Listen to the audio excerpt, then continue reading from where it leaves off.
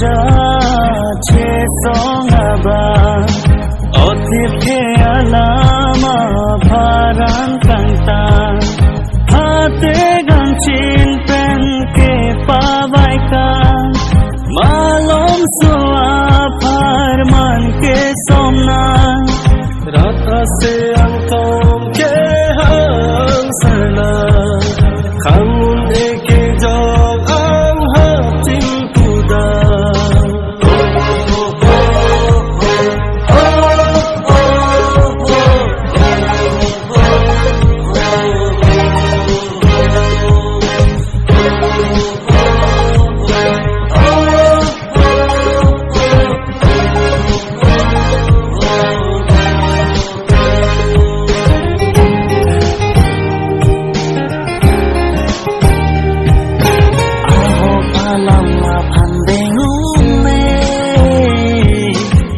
cho cái hai lòng chia mi si ke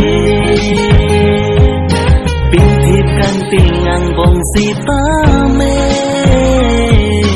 ke thach ko long so do atur ke me o kham ke ho tur jong he chi mit me rai kong he chi long ria che the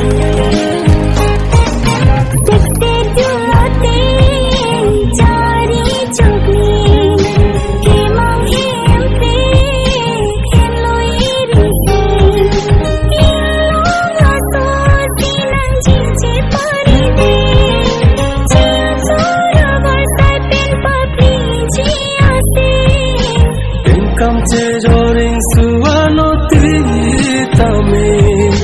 tangkar dikhe apar nojor jenya seme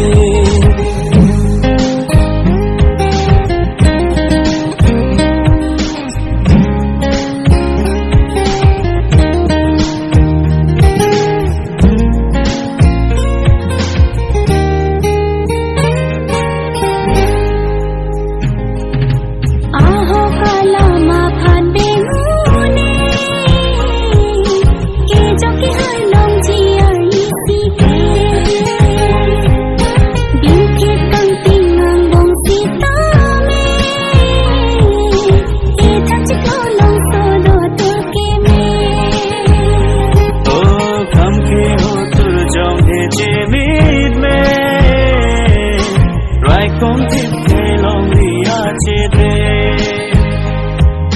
tu ja pom me pie che si a song a ken ka chu tham jo non ra a seng kan sa me ma pham te khai si ke the